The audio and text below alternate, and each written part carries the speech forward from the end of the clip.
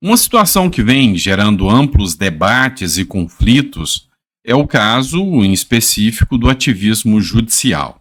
Muita gente questiona, olha, mas como os juízes hoje estão politizados, como eles atuam por interesses políticos em vez de atuar com base na lei. Mas outro questionamento, não menos importante, é o ativismo do Ministério Público. Pois é. Olha só essa matéria do Gazeta do Povo aqui. Justiça freia medida contra a Jovem Pan, mas ativismo do Ministério Público ainda é ameaça permanente. No dia 6 de março, a ação do Ministério Público Federal, que tenta caçar as concessões de rádio da Jovem Pan, sofreu derrota parcial. A Justiça Federal indeferiu o pedido liminar que concederia o direito de resposta da população na forma de veiculação obrigatória de propaganda sobre confiabilidade nas urnas eletrônicas. Ao opor o Judiciário ao Ministério Público, o episódio ilustrou a diferença entre o ativismo judicial, normalmente maior foco de atenção, e outro fenômeno ainda pouco conhecido do público, o ativismo ministerial. O conceito é defendido pelo professor e promotor do Ministério Público de Goiás, Samuel Fonteles, que considera o tema negligenciado. Ele explica que a questão, aparentemente jurídica, acaba acarretando implicações no campo da política. Promotores não eleitos decidem os rumos de uma sociedade. Assevera, abre aspas, em alguns municípios deste país, cidadãos têm sido governados por promotores de justiça. Isso é a mais pura realidade. Quem advogou, principalmente em cidades do interior, sabe muito bem que isso acontece. Sabe, promotores, eles tomam partido com um candidato A ou B e infernizam a vida de certos candidatos. Isso aí é uma situação comum de acontecer, principalmente em cidades do interior. Então, realmente, o professor aqui, o Samuel Fonteles, ele é explícito, tem que levantar aqui também. Por exemplo, ontem, um promotor do Ministério Público pediu 4 milhões de indenização ao Monark por causa de uma fala imbecil do Monark. Pois é, mas se a gente for contar o número de falas imbecis de ativistas da esquerda, são vários. E aí a gente não vê uma ação tão vociferante assim contra esses ativistas. E é sim um ponto de preocupação muito bem explicada a matéria da Gazeta do Povo. E chega a níveis tão alarmantes, sabe? No mundo jurídico, tem um brocárdio que diz assim: o promotor, ele acha que é Deus. O juiz, ele tem certeza. Quem já fez direito aí já deve ter visto ou ouvido isso alguma vez. Sabe? Sim, há uma arrogância, uma prepotência, uma empáfia por parte de alguns, e não podemos generalizar que tem muita gente muito preparada. Eu mesmo conheço juízes que são, assim, pessoas humanas e imparciais ao extremo. Mas já há outros casos aí que não são bem assim. Aconteceu, por exemplo, em Goiás também. Um caso, sabe, vamos dizer assim, sui generis, né? Um caso bem assustador. Uma advogada, durante uma sessão do júri, foi ofendida pelo promotor de justiça dizendo que ela era feia. Assim, uma ofensa gratuita. Tentando fazer a sua tese de acusação ali, de que a pessoa vai procurar o melhor e que se ele quisesse ser beijado, ele ia querer ser beijado por meninas bonitas e não pela advogada que estava lá, que era uma advogada feia. Pois é, o caso tomou repercussão, mostra, sabe, assim, uma certa empáfia. E o que o advogado passa? A função do advogado hoje no Brasil, eu vou te falar, é para corajosos, porque é uma função que anda mal valorizada, uma função que realmente, sabe, vem sendo escorraçada por magistrados e juízes como se eles não fossem nada. A advogada, ela se manifestou sobre o caso. Eu vou colocar aqui o áudio para vocês, o que ela falou sobre o caso. Olá pessoal, me chamo Marília Brambila, sou advogada criminalista. Hoje é dia 23 de março, estou aqui na frente da unidade prisional de Alto Paraíso, vim falar com o meu cliente. Fiquei preocupada porque aconteceram coisas surreais ontem. Durante o plenário de um tribunal do júri, eu fui ofendida de uma forma que fui até surpreendida pela ofensa, mas eu tenho um recado, agradecer todo mundo que prestou solidariedade, e para as advogadas, para as novas advogadas. Isso não é comum de acontecer. Eu tenho 22 anos de carreira, isso nunca tinha me acontecido. E digo mais, a nossa preocupação é com o nosso cliente. Está tudo certo, o cliente se solidarizou comigo e é isso, pessoal. A advocacia não é para covardes. Pois é, fica aqui a minha solidariedade à colega advogada do estado de Goiás e, sabe, enfim, né? As críticas são inúmeras a esse tipo de atitude. Vamos lá. Judiciário agora. Vamos falar de judiciário. Olha só o que o Cristiano Beraldo, e ele que é do MBL, se eu não me engano, fez de crítica aqui. E vocês sabem que o MBL tem muitas críticas ao Bolsonaro. O que aconteceu com um país que antes era preciso provas do crime para prender? Matéria da Jovem Pan, que é alvo do ativismo ministerial. Os depoimentos dos ex-comandantes do Exército e Aeronáutica, General Freire Gomes e Brigadeiro Batista Júnior, respectivamente, complicaram a vida judicial de Jair Bolsonaro. Interlocutores passaram a considerar a prisão do ex-presidente e admitem que sua situação deve piorar. Cristiano Beraldo questionou a falta de provas concretas contra Jair Bolsonaro. Abre aspas, ministros do Supremo dizem que não tem clima para prendê-lo. O que aconteceu com um país que antes era preciso provas do crime para prender e não bastava um clima, né? O que está acontecendo hoje no Brasil? Hoje, no Brasil, o devido processo legal, vamos dizer assim, as leis são meramente interpretativas, tá? Hoje, você pega uma lei que é clara, é nítida sobre o que ela quer dizer, mas um magistrado não considera que é aquilo. Tá? É a lei trans, vamos dizer assim. Porque, assim, tem coisas que são óbvias dentro do Estado Democrático de Direito, como não há crime sem lei anterior que o defina, nem pena sem prévia combinação legal. Um artigo está previsto ali. Você vê pessoas hoje sendo presas por fake news. Existe o crime de fake news? Não existe. Não existe. Não tem um crime previsto no Código Penal. Espalhar fake news, pena de tantos a tantos anos. Mas tem gente hoje sendo presa por fake news. Crime de opinião. Se você for duro nas críticas a um ministro do Supremo Tribunal Federal, você pode parar de trás das grades. Existe crime de opinião no Brasil? Qual é o artigo que fala, ó, emitir opinião contrária a ministros da Suprema Corte, presidente da República, deputados, senadores, promotores? Qual é o artigo que fala isso? Não existe. Então, hoje, criam-se crimes que não existiam.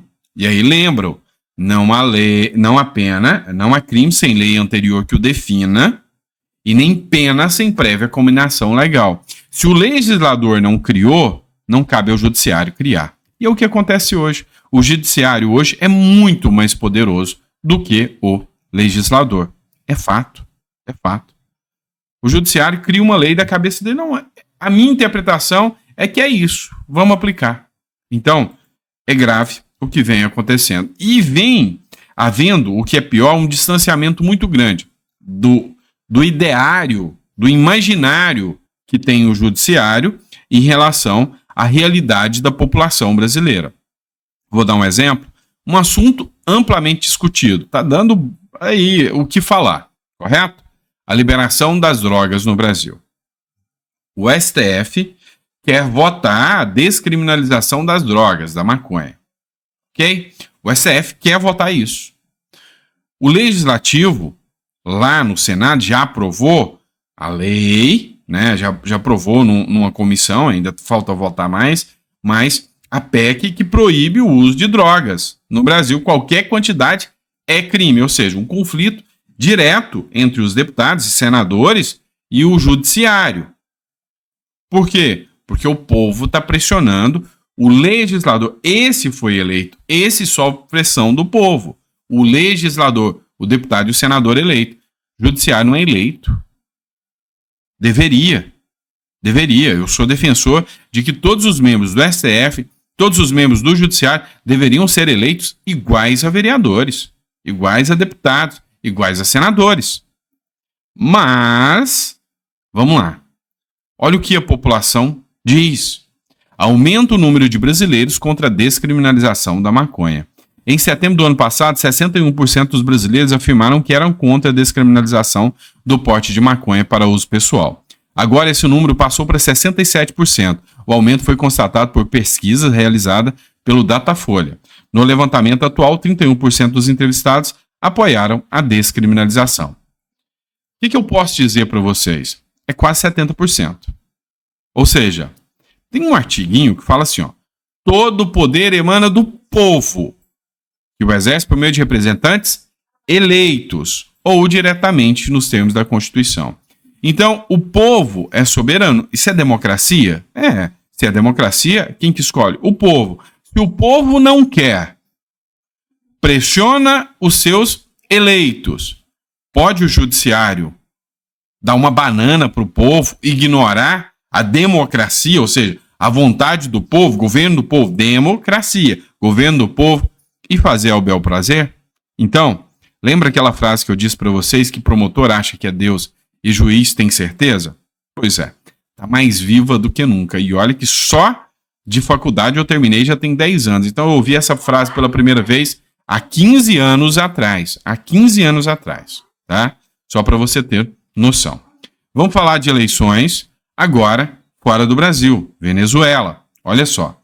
Maria Corina está inelegível. É a maior opositora do Maduro. Acontece que lá a inelegibilidade lá é totalmente política, não tem nenhum contexto jurídico.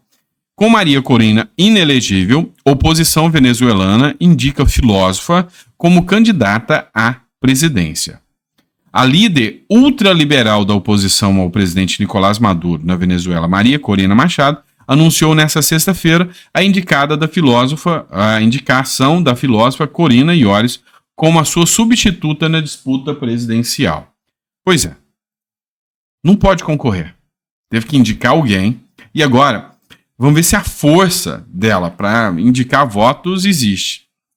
Mas o Pedro Doria, ele é de esquerda, ele tem um canal do meio aqui. E eu sigo sempre, acho um cara sensato, ponderado demais. Ele é um jornalista que diz que foi cobrir as eleições venezuelanas. Segundo ele, tem um local até onde os jornalistas estrangeiros podem chegar. Se eles passarem disso, levam borrachada. E aí, chegou ainda ao ponto do Pedro Doria falar que lá os eleitores entram ao lado de um representante da guarda bolivariana, alguém do exército. Você acha que uma eleição dessa pode dar certo? Matéria do Globo. Quem é Corina Yoris, filósofa que enfrentará Nicolás Maduro nas eleições da Venezuela? O que eles estão tentando fazer? A própria Globo. Validar. Ou seja, deixar uma coisa justa a eleição na Venezuela. E a gente sabe que não vai ser. E a gente sabe que não é assim que funciona lá. Não é assim que a regra do jogo anda lá na Venezuela. Lá é um mundo paralelo que tem hoje a fiança do Lula como se fosse uma democracia. A gente sabe que não é. E outra coisa, a Venezuela vem se aproximando cada vez mais do Brasil, ou melhor, o Brasil se aproximando cada vez mais da Venezuela com as medidas autoritárias do Maduro. E aí, eu fico envergonhado de ver a grande mídia passando pano para isso, tá?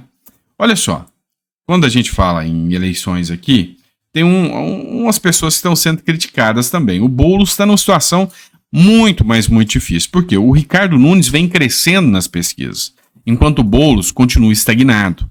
E isso está colocando o Boulos em desespero. A queda do Lula, que é o maior fiador do Boulos, está trazendo a queda do Boulos também.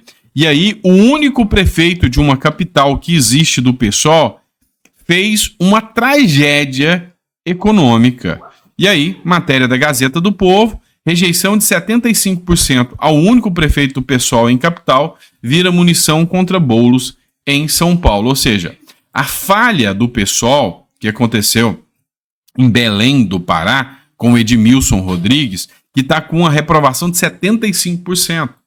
Então, o Lula está indo nesse caminho já de ter uma reprovação gigantesca. O único espelho que o PSOL poderia ter, que é um prefeito do PSOL, está com a reprovação gigantesca. O Boulos estagnado. Então, assim, o modo de desespero da esquerda está em alerta máximo.